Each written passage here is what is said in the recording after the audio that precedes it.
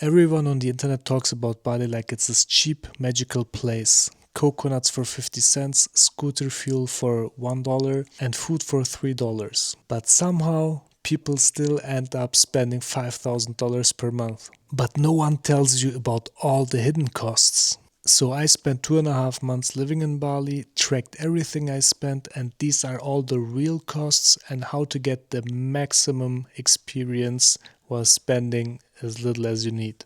And honestly, I myself did all of these mistakes as well that cost me way over $5,000. So it's something to get right early, and it's good to know all of these things if you're planning to come here and know all of this stuff before you actually come to Bali. And I'm going to break down everything: accommodation, food, transport, SIM cards, electricity, everything you can think of. Even random costs that you still have to pay. And what I would actually recommend if you're planning to come here. So most of the people going to Bali, they're already spending money at the moment they arrive at the airport.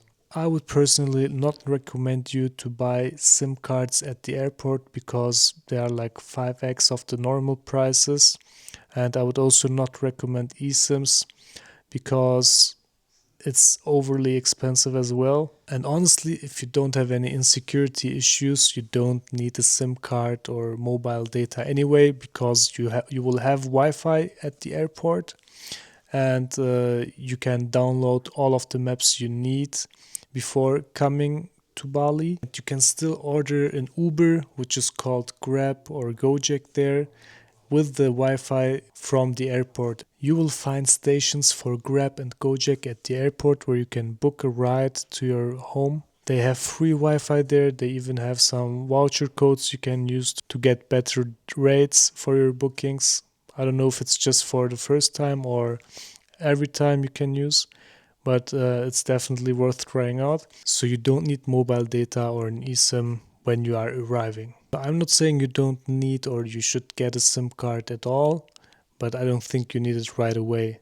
So this is just for all the people that want the full experience but don't want to get scammed or want to pay higher rates for nothing. Like, it doesn't make any sense. So before going there, you should download a few apps. Grab and Gojek are good options for rides. You will probably use them every day, and you can also order food on both. So you can think of it like Uber and Uber Eats, where you can use both things in the same app. If you are planning to stay a little longer, and I would personally recommend you, if you are going there, stay at least for 1 month. If you have the opportunity, I would also recommend you to stay more than 2 months, because it's worth the experience, and most of people coming from Europe or from the US will have very, very long flights.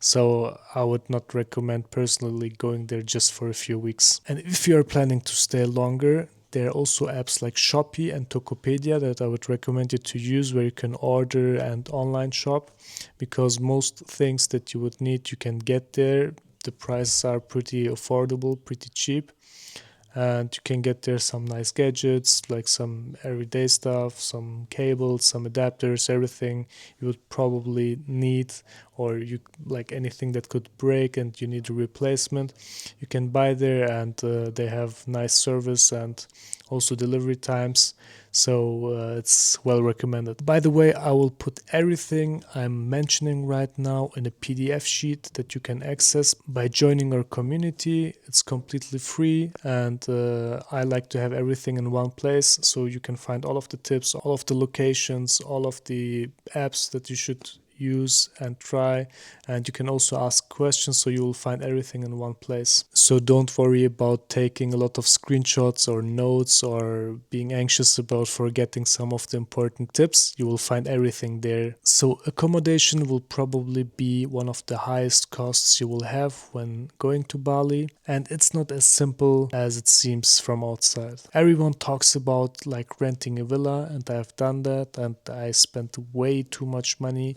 renting a villa, which I didn't personally like, and I found way better options for way better prices later on. You can probably find very cheap places like hostels for like $300 to $600 per month, but I would definitely recommend you to take something more proper. And there are places that are not like way more expensive. Maybe there's a little less service, like you don't get everyday cleaning or like some benefits that you would otherwise get, but I don't think that you would need it anyways.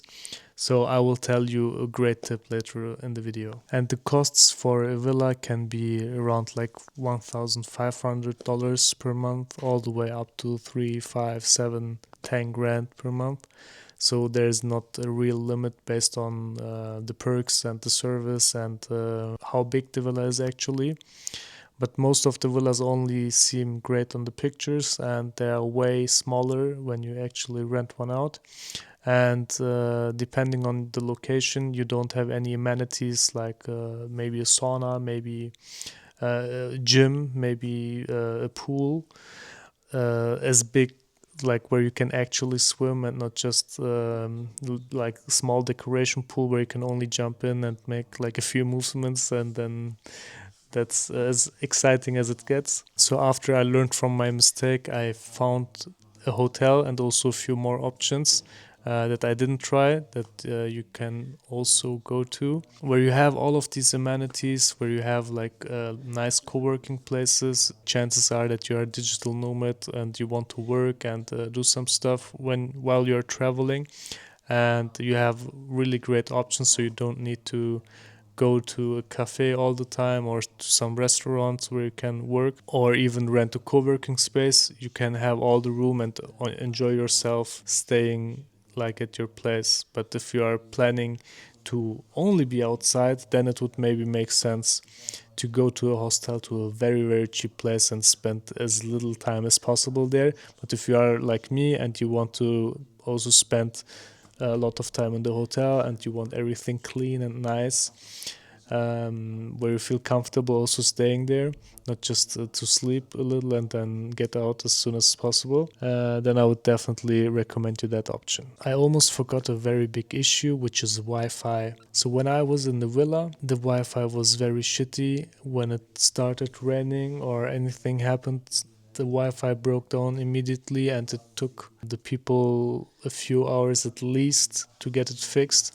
So the only option was to go out, but if it's like heavily raining, you don't want to use the scooter and it's not so nice to go anywhere.